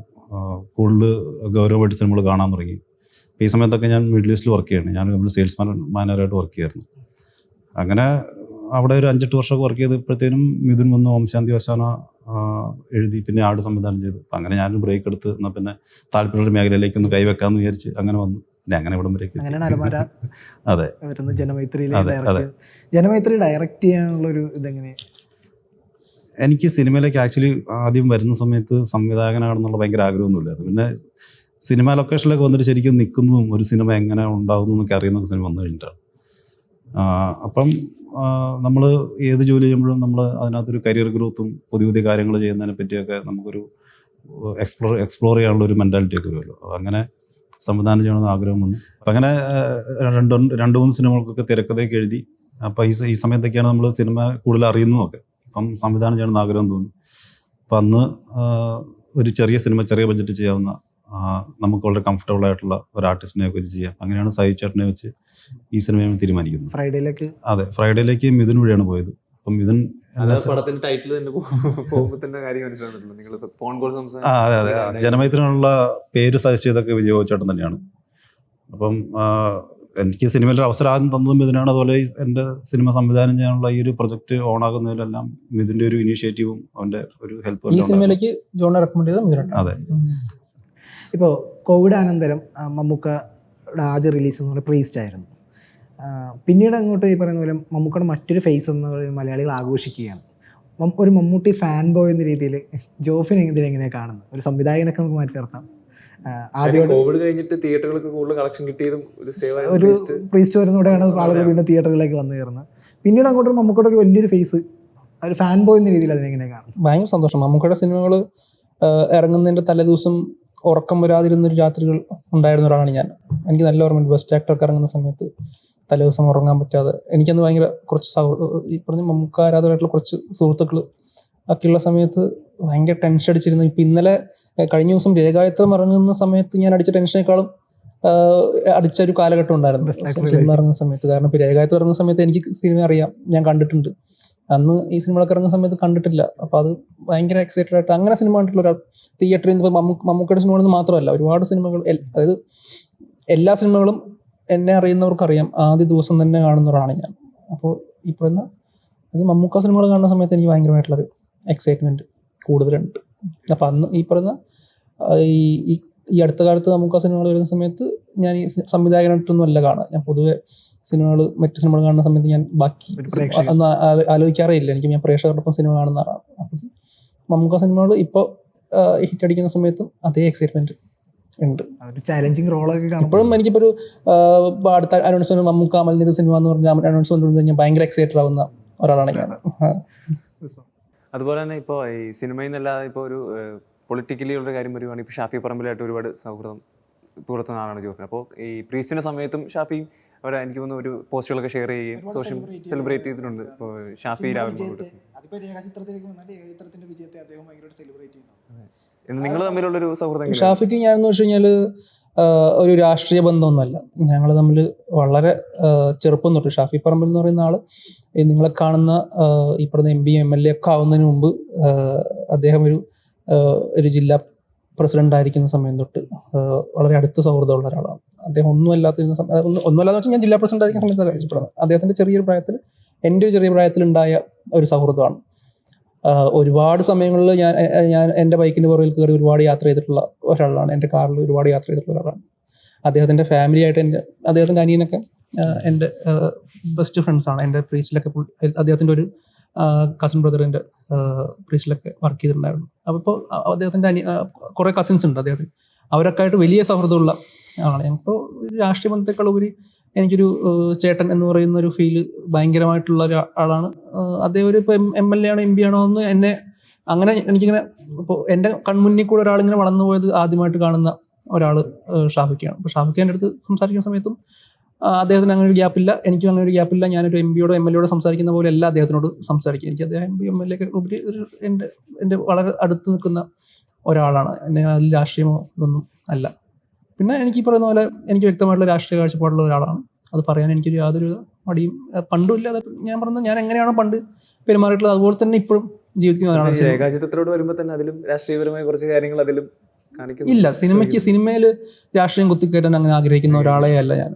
ഒരിക്കലും അങ്ങനെ ചെയ്യാൻ ഇനി സിനിമ ചെയ്യുന്ന സമയത്തും ഒരു പ്രൊപ്പഗാണ്ട സിനിമകളോ അല്ലെങ്കിൽ അത്തരത്തിലുള്ള സിനിമകളെ കാണാൻ ഇഷ്ടപ്പെടുന്ന ഒരാൾ പോലും അല്ല ഞാൻ. ചില സാധനങ്ങൾ വിമർശിച്ച് പോകണം. ഇല്ല, അതൊരു സിനിമയുടെ പോയിന്റിൽ എങ്ങനെയാണ് ആ ഒരു സംഭവം സ്റ്റോപ്പ് ചെയ്യാൻ പറ്റുക, അതിന് ഏറ്റവും വലിയ പ്രഷർ ചെലുത്താൻ പറ്റിയ ആരാണോ അങ്ങനെ അതിനെ ട്രീറ്റ് ചെയ്തിട്ടുള്ളൂ. പണ്ട് രഞ്ജി പണിക്കർ സിനിമകളിൽ ഉണ്ടായിരുന്ന പോലത്തെ ഇവിടുത്തെ ഒരു കൊമേഴ്ഷ്യൽ ഇതിലെങ്ങനെയാണോ നമ്മളതിനെ ട്രീറ്റ് ചെയ്യുന്നത്, അല്ലാതെ ഒരു തരത്തിൽ പോലും അങ്ങനെയില്ല.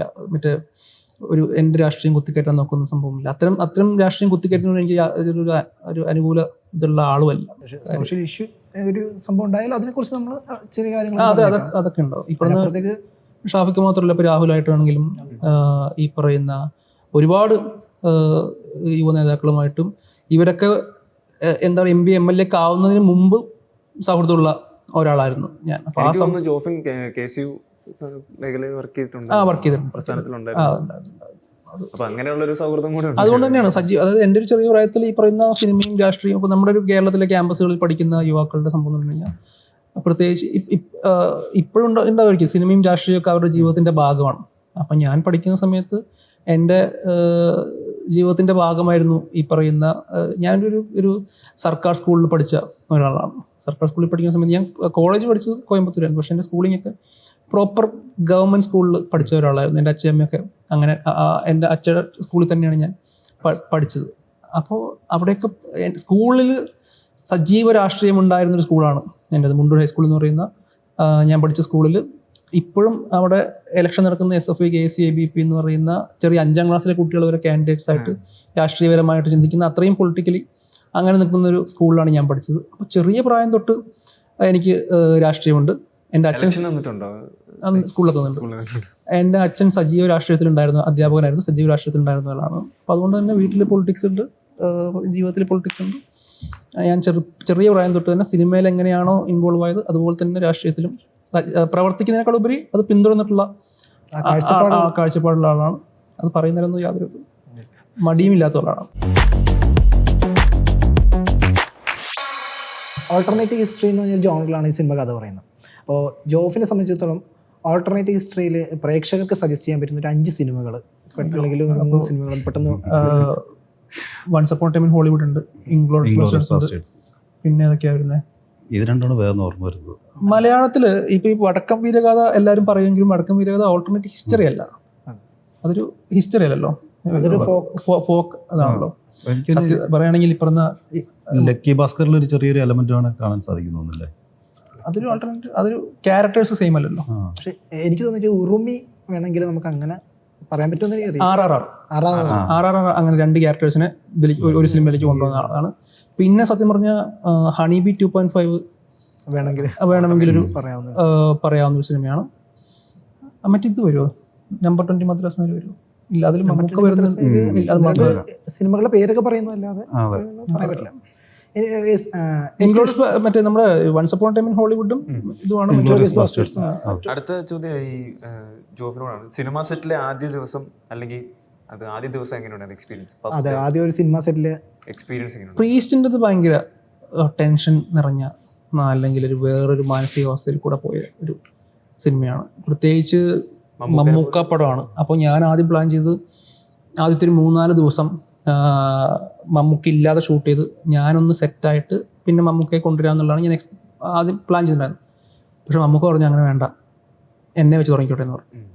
അതിൽ ഞാൻ ഭയങ്കര ടെൻഷനിലായിരുന്നു. അപ്പോൾ എനിക്ക് മമ്മൂക്കയെ പറ്റിയിട്ട് പുറത്തുനിന്ന് കേൾക്കുന്ന ഒരു സംഭവം ഉണ്ടല്ലോ, ഭയങ്കര ചൂടനാണ്. അപ്പം അത്തരം സംഭവങ്ങൾ ഭയങ്കരമായിട്ട് കേട്ടിട്ടാണ് ഞാൻ ഈ പറയുന്ന ഇതിലേക്ക് വരുന്നത്. അപ്പം അന്ന് ഭയങ്കര ടെൻഷൻ ഉണ്ടായിരുന്നു. പക്ഷേ ഇപ്പോൾ 2ാം സിനിമ വരുന്ന സമയത്ത് ഒന്നാമത് ഈ പറയുന്ന നിങ്ങൾ പറയുന്ന ആസിഫ് അലി എന്ന് പറയുന്നത് എനിക്ക് വളരെ സൗഹൃദമുള്ള ഒരാളാണ് ചെയ്യുന്നത്. പിന്നെ കുറച്ചും കൂടി എല്ലാവരും അറിയുന്ന ആൾക്കാർ, ചെറിയൊരു മറ്റേ സിനിമയേക്കാൾ കുറച്ചും കൂടി ചെറിയ സിനിമ, അപ്പോൾ കുറച്ചും കൂടി കംഫർട്ട് ഉണ്ടായിരുന്നു. അപ്പോൾ ഈ സിനിമയ്ക്ക് അങ്ങനെ ഭയങ്കര. ഇപ്പോൾ ജോണിന്റെ സിനിമയിലെ ആദ്യ എക്സ്പീരിയൻസ്, ഫസ്റ്റ് ഡേ ഏത് സിനിമയായിരുന്നു? ഞാൻ ആൻമേരി കലിപ്പിലാണെന്ന സിനിമയിലും ഇതിൻ്റെ ഒപ്പം വർക്ക് ചെയ്തിട്ടാണ്, ചെറുക്കഥയിൽ വർക്ക് ചെയ്തിട്ടാണ് എൻ്റെ ആദ്യത്തെ സിനിമ.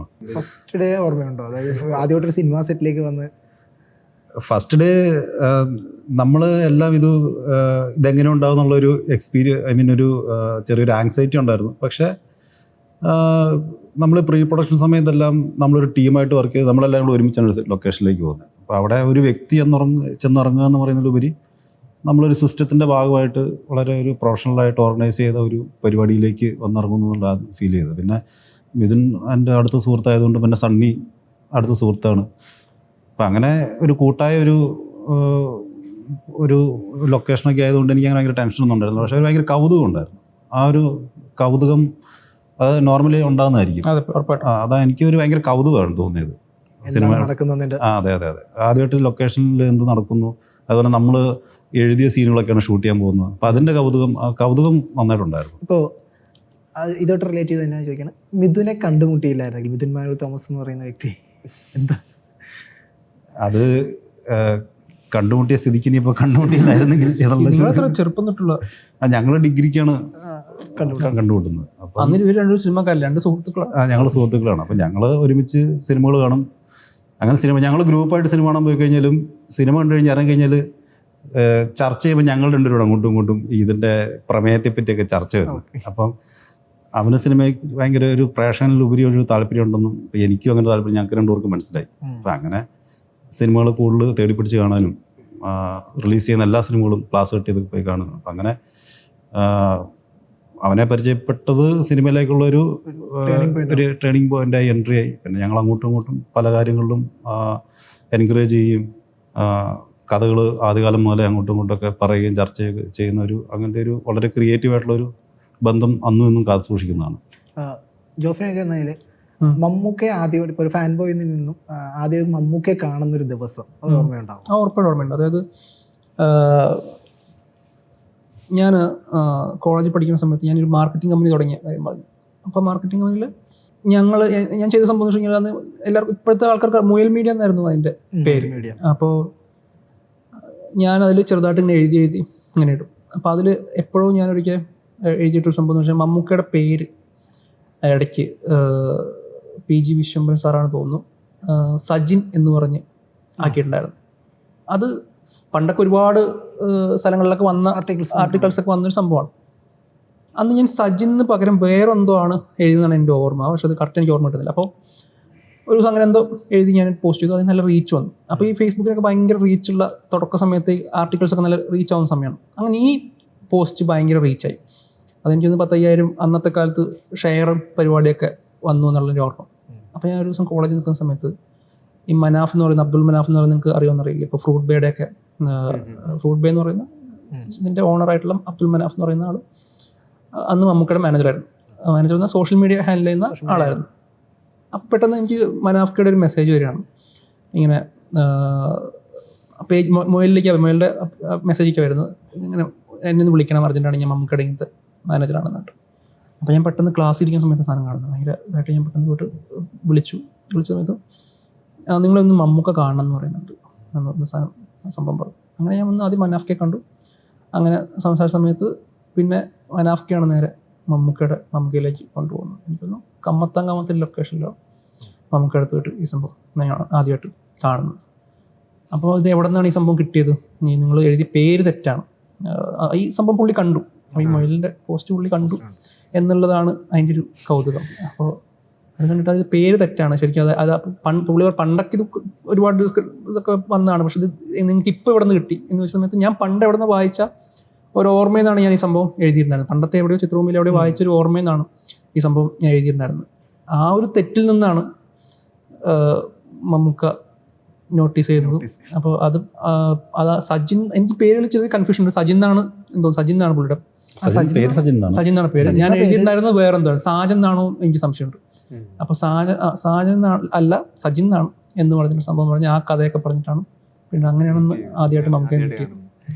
ഈ ജോൺ മന്ദിരത്തിലോട്ട് വരുമ്പോൾ ആദ്യമായിട്ട് എഴുതിയ സ്ക്രിപ്റ്റ് വലിച്ചെറിഞ്ഞ് കീറിയ സ്ക്രിപ്റ്റ് ഒരു 1 ലൈൻ ഓർക്കുന്നുണ്ടായിരുന്നു. ഒരുപാട് ഉണ്ടാവും. എന്നാലും ഞാൻ ആദ്യമായിട്ട് എഴുതിയത് എനിക്ക് സ്വദേശൊക്കെ പോലത്തെ ഒരു വലിയ പൊസിഷനിലൊക്കെ ജോലി ചെയ്ത ഒരാൾ തിരിച്ച് നാട്ടിലേക്ക് നൊസ്റ്റാൾജിയൊക്കെ അടിച്ചു വരുന്നത്, അങ്ങനത്തെ ഒരു കഥയാണ് എഴുതുന്നത്. അത് ആരോടും പറഞ്ഞിട്ട് പോലും ഇല്ലെന്നാണ് എൻ്റെ ഓർമ്മ. അതെ അതെ. ഞാൻ ആദ്യമായിട്ടൊരു പ്രോപ്പറായിട്ടൊരു സ്ക്രിപ്റ്റിൽ വർക്ക് ചെയ്യുന്നത് ആൻമരിക്ക് മുമ്പേ ഇതിൻ്റെ ഒപ്പം ഒരു സ്ക്രിപ്റ്റ് ഞങ്ങൾ വർക്ക് ചെയ്തിരുന്നു. പക്ഷെ സിനിമയായില്ല. അതെ, അന്നത് പുള്ളി അത് സ്ക്രിപ്റ്റ് പുള്ളിയുടെ കയ്യിലാണ് ഇപ്പോൾ എനിക്കും തോന്നുന്നു. അപ്പോൾ അതാണ് വർക്ക് ചെയ്തത്. അതന്ന് മിഥുൻ പൃഥ്വിരാജിനോടൊക്കെ അങ്ങനെയൊക്കെ മൂവ് ചെയ്തൊരു സബ്ജക്റ്റാണ്. അത് കഴിഞ്ഞിട്ടാണ് വേഗം ആൻമരിയിലേക്ക് വന്നത്. അപ്പോൾ ആൻമരിയാണ് ഞാൻ പ്രോപ്പറായിട്ട് മിഥുൻ്റെ ഒപ്പം ഒരു സ്ക്രിപ്റ്റ് ആദ്യം മുതൽ അവസാനം വരെ എഴുതുന്ന ഒരു എക്സ്പീരിയൻസ് ആദ്യമായിട്ട് കിട്ടുന്നതിലാണ്. ഈ സിനിമയിൽ നിന്ന് ആദ്യമായി കിട്ടിയ പ്രതിഫലം എനിക്ക് ആദ്യമായിട്ട് കിട്ടിയത് മുല്ലവള്ളിയും മുന്തിരിച്ചാറും, മറ്റേ അനീഷൻ പണ്ടേ ആ സിനിമയ്ക്ക് ആ സിനിമ ഞാൻ ആദ്യമായിട്ട് മാർക്കറ്റ് ചെയ്യുന്ന സിനിമ. ആ സിനിമയ്ക്ക് കിട്ടിയത് 5000 രൂപ. എനിക്ക് ആൻമരി എഴുതിയപ്പോഴുള്ള പ്രതിഫലം തന്നെയാണ്. അതിപ്പോൾ കൃത്യമായിട്ട് ഞാൻ ഓർക്കുന്നില്ല. എന്നാലും ഒരു ഭയങ്കരമായ തുകയൊന്നുമില്ല, തുടക്കക്കാരൊക്കെ ആയതുകൊണ്ട്. ആൻമരിയെ തൊട്ട് മിഥുൻ്റെ കൂടെ വർക്ക് ചെയ്തിട്ടുള്ള പ്രൊജക്റ്റ് ഇപ്പോൾ അണലിയാണ് ഇനി. അതെ, ഞാൻ ആദ്യമായിട്ട് മിഥുനല്ലാതെ ഒരു ഡയറക്ടറോട് വർക്ക് ചെയ്യുന്നത് ജോഫിനാണ്. രണ്ടുപേർക്കും രണ്ടുപേരുടേതായിട്ടുള്ള ക്വാളിറ്റീസ് ഉണ്ട്. രണ്ടുപേർക്കും ഒരുമിച്ചുള്ള ഒരു ക്വാളിറ്റി എന്ന് പറഞ്ഞാൽ രണ്ടുപേരും വളരെ ഡിറ്റർമൈൻഡ് ആണ്, വളരെ ഫോക്കസ്ഡ് ആണ്, രണ്ടുപേരും വളരെ ഹാർഡ് വർക്കിങ്ങുമാണ്, രണ്ടുപേർക്കും വിഷനുണ്ട്. ഇതെല്ലാം മലയാളത്തിലെ ഒരു നല്ല സിനിമയുണ്ട് എല്ലാ സംവിധായകർക്കും വേണ്ട ഒരു ക്വാളിറ്റിയാണ്. അത് രണ്ടുപേർക്കും നന്നായിട്ടുണ്ട്. മിഥുൻ പിന്നെ റൈറ്റർ ആയതുകൊണ്ട് മിഥുന് അഡീഷണൽ ആയിട്ടുള്ള ഒരു ക്വാളിറ്റിയാണ് റൈറ്റിങ്. അപ്പം ജോഫിന് അതിനു പകരം കുറേ കൂടെ മനസ്സിലുള്ള സാധനങ്ങൾ ചെയ്തെടുക്കാനുള്ള ആ ഒരു കേപ്പബിലിറ്റി, അങ്ങനത്തെ കാര്യങ്ങളെല്ലാം ഉണ്ട്. അപ്പോൾ രണ്ടുപേർക്കും ഒരേപോലത്തെ ഒരുപാട് ക്വാളിറ്റീസ് വർക്ക് ചെയ്തപ്പോൾ എനിക്കുണ്ടെന്ന് തോന്നി. സ്ക്രിപ്റ്റ് ഇൻവോൾവ് ആകാനും അതിൻ്റെ പല സമയത്തും നമുക്കൊരു ഗൈഡൻസ് തരാനൊക്കെയുള്ള കഴിവ്. പിന്നെ ഞങ്ങൾക്ക് രണ്ടുപേർക്കും അത്യാവശ്യം ഞാൻ പരിചയപ്പെടുന്ന അടുത്ത കാലത്ത് കുറേ പരിചയപ്പെടുന്നതിൽ ഭയങ്കരമായിട്ടുള്ള വായനയുള്ളതും ഭയങ്കരമായിട്ടുള്ള ലോകകാര്യങ്ങൾ അറിയുന്നതായിട്ടുള്ള ആൾക്കാർ വളരെ കുറവാണ്. അങ്ങനെയുള്ള ഒരാളാണ് ജോൺ എന്ന് പറയുന്നത്. ഇപ്പോൾ എന്ത് കാര്യത്തെപ്പറ്റി ചോദിച്ചാലും അതിനെപ്പറ്റി ബേസിക്കായിട്ട് സംസാരിക്കാൻ അറിയാവുന്ന ഒരാളാണ്. ഒന്നിനെപ്പറ്റി ഞാൻ അറിയാത്ത, ലോകത്ത് നടക്കുന്ന എന്ത് കാര്യങ്ങളെപ്പറ്റി എല്ലാത്തിനെ പറ്റി അറിയുന്ന അത്രയും അപ്ഡേറ്റഡ് ആയിട്ടുള്ള ഒരാളാണ് ജോൺ എന്ന് പറയുന്നതാണ് എനിക്ക് ഫീൽ ചെയ്തിട്ടുള്ളത്. എനിക്കപ്പോൾ കുറേ ഇത്തരം സാധനങ്ങൾ വായിക്കാനും പരിപാടിയൊക്കെ അതുകൊണ്ട് നമുക്ക് ഭയങ്കര പെട്ടെന്ന് കണക്ട് ചെയ്യാൻ പറ്റും. അത് ആദ്യ 2 ദിവസങ്ങൾ കഴിയുമ്പോൾ തന്നെ നമുക്ക് വർക്ക് ഭയങ്കര ഈസിയായി. എനിക്കൊരു പരിചയമില്ലാത്ത ഒരാളായിരുന്നു ജോൺ മന്ത്രിക്കൽ എന്ന് പറയുന്ന ആൾ. പെട്ടെന്നൊരു ദിവസമാണ് മിഥുനേട്ടൻ സജസ്റ്റ് ചെയ്തിട്ട് ഞങ്ങൾ മീറ്റ് ചെയ്യുന്നത്. പക്ഷെ പിന്നീട് വളരെ 1-2 ദിവസം കൊണ്ട് ഭയങ്കര സിങ്കായി എന്ന് പറയുന്നതാണ്. റിലീസ് കഴിഞ്ഞു, മമ്മൂക്കയെ കണ്ടു. നമുക്ക് എന്തായിരുന്നു നമുക്ക് പടം സിനിമ ഉണ്ടോ? അതായത് മമ്മൂക്കനെ പല രീതിയിൽ ഞാൻ കാണിച്ചിട്ടുണ്ടായിരുന്നു. അത് ഈ പറയുന്ന മമ്മൂക്കയുടെ സമ്മതം വേണം. അതിൻ്റെ ഒപ്പം തന്നെ ഈ പറയുന്ന നിങ്ങൾ കാണുന്ന ഫൈനൽ ഔട്ട് എനിക്ക് മമ്മൂക്കയെ കാണിക്കാനല്ലോ, മമ്മൂക്കയ്ക്ക് അറിയണമല്ലോ മമ്മൂക്ക എന്താണെന്ന്. അത് ഞാൻ കൊണ്ട് കാണിച്ചിട്ടുണ്ടായിരുന്നു. അത് കഴിഞ്ഞ് ഞങ്ങൾ ഈ പറയുന്ന റിലീസ് കഴിഞ്ഞ് പ്രസ് മീറ്റ് നടക്കുന്ന സമയത്ത് മമ്മൂക്ക അന്ന് ശ്രീലങ്കയിലായിരുന്നു, അന്ന് ഉണ്ടായിരുന്നില്ല. പ്രസ് മീറ്റ് കഴിഞ്ഞ സമയത്താണ് വിളിച്ചു നോക്കിയപ്പോൾ നമുക്ക് ഇവിടെ എത്തിയെന്ന് പറഞ്ഞത്. പ്രസ് മീറ്റിനുണ്ടായിരുന്ന ഞങ്ങൾ 10-20 പേര് ഒപ്പം പെട്ടെന്ന് അങ്ങോട്ട് പിന്നെ നമുക്കിടെ വീട്ടിലേക്ക് നേരെ കയറി പോവായിരുന്നു. മമ്മൂട്ടി ചേട്ടൻ അതെ അതെ, ആ ഫോട്ടോസൊക്കെ എടുത്തത് അപ്പോഴാണ്. ഞാൻ ആദ്യം സിനിമ കഴിഞ്ഞ സമയത്ത് ഞാൻ ഇട്ട ഫോട്ടോസ് ഞാനെടുത്തത് മറ്റേ ഈ പറയുന്ന ഇതിൻ്റെ അപ്ഡേറ്റ്സുകൾ കാണിക്കാൻ വേണ്ടിയിട്ട്, ഇതിങ്ങനെയാണ് സ്ക്രീനിൽ വരാൻ പോകുന്നതെന്ന് ഞാൻ കാണിക്കാൻ പോകുന്ന സമയത്ത് എടുത്തതാണ്. നമുക്കിടെ ഒരു ഫീഡ്ബാക്ക് എന്തായിരുന്നു? നമുക്ക് ഓക്കെ ആയതുകൊണ്ടാണല്ലോ അത് സംഭവിച്ചത്. അല്ല, ഫൈനൽ ഔട്ട് കണ്ടത് നമുക്ക് ഡബ് ചെയ്തതൊക്കെ കണ്ടതിന് ശേഷമാണ്. എല്ലാം കണ്ട ശേഷം നമുക്കിടെ നമ്മൾ സംഭവത്തിൽ വരുന്നതൊക്കെ അതൊക്കെ നമുക്ക് തന്നെയാണ് അത് എഴുതിയിരിക്കുന്നത്. നമുക്ക് തന്നെയാണ്. ഇനി ഫർദർ അടുത്ത എന്തെങ്കിലും പുതിയ സിനിമകൾ? അപ്പൊ അണലി എന്താ, അണലിയുടെ വിശേഷങ്ങൾ? അണലി ഷൂട്ട് കഴിഞ്ഞ് ഇപ്പം ഡബിങ് നടന്നുകൊണ്ടിരിക്കുകയാണ്. പുതിയ കഥകളൊക്കെ വർക്ക് ചെയ്തുകൊണ്ടിരിക്കുന്നു. ആട് 3 എപ്പോൾ വരും എന്നുള്ളൊരു അപ്ഡേറ്റ്? ആട് 3 ഇതിനതിൻ്റെ പ്രീ പ്രൊഡക്ഷൻ ജോലികളൊക്കെ തുടങ്ങിയിട്ടുണ്ട്. അപ്പം എനിക്ക് തോന്നുന്നത് ഷൂട്ടിംഗ് ഈ സമയഭാവി തന്നെ ഉണ്ടാകും.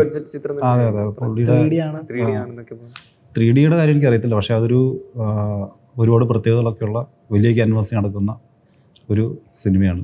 അപ്പം ആടെന്ന് പറയുമ്പോൾ എല്ലാവർക്കും അറിയാമല്ലോ, അത് എല്ലാവരും പ്രതീക്ഷിക്കുന്ന പോലെ തന്നെ ഒരു മികച്ച സിനിമയായിരുന്നു എന്നാണ് എൻ്റെ ഒരു പ്രതീക്ഷ. എൻ്റെ സ്ക്രിപ്റ്റൊക്കെ എന്തെങ്കിലുമൊക്കെ വായിച്ചായിരുന്നു? കുറച്ച് കാര്യങ്ങളൊക്കെ ഷെയർ ചെയ്തിരുന്നു.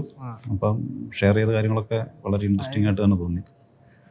ജോഫിലോട്ട് വരുമ്പോൾ അടുത്ത എന്തെങ്കിലും, അതായത് പ്രീസ്റ്റ് കഴിഞ്ഞ സമയത്ത് എനിക്കൊരു രേഖാചിത്രം ഉള്ളതുകൊണ്ട് എനിക്ക് ഭയങ്കര അതാണ് അടുത്ത സിനിമ എന്നുള്ളത് പൂർണ്ണമായ തീരുമാനം ഉണ്ടായിരുന്നു. അതുകൊണ്ട് തന്നെയാണ് ഈ 4 വർഷം എടുത്തത്. അതിൻ്റെ ഇടയ്ക്ക് വേറെ സിനിമ ചെയ്യുന്നില്ല എന്നുള്ള തീരുമാനം ഇത് മാത്രം. അപ്പോൾ ഈ പറയുന്ന സിനിമ നീണ്ടുപോയപ്പോഴൊക്കെ ഈ സിനിമയെ ചെയ്യുന്നുള്ളൂ, ഇത് കഴിഞ്ഞിട്ട് അടുത്തൊരു സിനിമയുള്ളൂ എന്നുള്ള തീരുമാനം ഉണ്ടായിരുന്നു. അടുത്ത് എനിക്ക് അങ്ങനെയില്ല. എനിക്ക് അങ്ങനെ എന്താ പറയുക, അങ്ങനെ ഇല്ലയെന്ന് വെച്ച് കഴിഞ്ഞാൽ നല്ല സിനിമകൾ ചെയ്യണം എന്നുള്ളത് തന്നെയാണ് ആഗ്രഹം. അപ്പോൾ അതിൻ്റെ ഭാഗമായിട്ട് ഇത്രയും ദിവസം ഈ പറയുന്ന രേഖാചിത്രത്തിൻ്റെ പുറകിലായിരുന്നു. ലാസ്റ്റ് കുറച്ച് ഫ്രീ കിട്ടിയ സമയത്ത് 1-2 ആൾക്കാരായിട്ട് കഥ ഡിസ്കസ് ചെയ്യുന്നുണ്ട്. അതിൽ ബോബി സഞ്ജയ് അവരുമായിട്ട് ഒരു സബ്ജക്റ്റ് ഡിസ്കസ് ചെയ്യുന്നുണ്ട്. പിന്നെ എൻ്റെ ഞാൻ കഴിഞ്ഞ ഇൻ്റർവ്യൂവിലൊക്കെ ഉണ്ടായിരുന്ന എൻ്റെ അഖിൽ പോൾ എന്ന് പറയുന്ന എൻ്റെ സിനിമയിലെ ഏറ്റവും അടുത്ത സുഹൃത്തുക്കളായിട്ടാണ് അഖിൽ പോൾ. അവൻ 7th ശേഷം സ്ക്രിപ്റ്റ് ചെയ്യുന്ന സിനിമ, ബാക്കി 2 സിനിമകൾ അവൻ സംവിധാനം ചെയ്ത സിനിമയാണ്. 7th ശേഷം അവൻ സ്ക്രിപ്റ്റ് ചെയ്യുന്ന സിനിമ, അടുത്ത സിനിമ ഞാൻ ഡയറക്റ്റ് ചെയ്യുന്നുണ്ട്. അപ്പോൾ അതും ചർച്ച നടക്കുന്നുണ്ട്. ഇപ്പോൾ എന്തായാലും ഫസ്റ്റ് മൂവി എന്ന് പറയുന്നത് ഒരു മിസ്റ്ററി അല്ലെങ്കിൽ ഹൊറർ മിസ്റ്ററി എന്ന് പറഞ്ഞ ജോണർ ആണെങ്കിൽ ഇപ്പോൾ ഒരു ഇമോഷണൽ ഒരു ജേണി, അതിനോടൊപ്പം തന്നെ ആൾട്ടർനേറ്റീവ് ഹിസ്റ്ററി എന്ന് പറയുന്ന ഒരു കാര്യം ഇൻട്രൊഡ്യൂസ് ചെയ്യുന്ന അടുത്ത ഒരു സിനിമയിൽ മറ്റൊരു ജോണർ ചേഞ്ച് ഉണ്ട്. അതായത് രണ്ട് രീതിയിൽ ഉള്ള സിനിമകളാണ്. മമ്മൂക്കയുടെ ഒരു പടം ഉണ്ടാവുക ഇനിയിപ്പോൾ? അങ്ങനെയല്ല, അത് അങ്ങനെ അത്തരം ചർച്ചകളിലേക്ക് എത്തിയിട്ടില്ല. പക്ഷെ എനിക്ക് മമ്മൂക്ക സിനിമ എന്ന് പറയുന്നത് ഉറപ്പായിട്ടും എനിക്ക് ഭയങ്കര ആഗ്രഹമുള്ള സംഭവം എന്നുള്ളത് ഞാൻ ഭയങ്കര പറയേണ്ട കാര്യമില്ല. എനിക്ക് അത്തരത്തിലൊരു സബ്ജക്റ്റ് നമുക്കങ്ങനെ ലോക്ക് ചെയ്യാൻ പറ്റിക്കഴിഞ്ഞാൽ ഞാൻ ഏറ്റവും ഫസ്റ്റ് ഓപ്ഷനായിട്ട് അത് സംസാരിക്കുന്നത് മമ്മൂക്കായിരിക്കും. മമ്മൂക്ക കൂടി ഇഷ്ടമാണല്ലോ അത്. അത്ര ഒന്നും പ്രോപ്പർ ചർച്ചകളോ അല്ലെങ്കിൽ സംഭവങ്ങളൊന്നും ഇല്ല.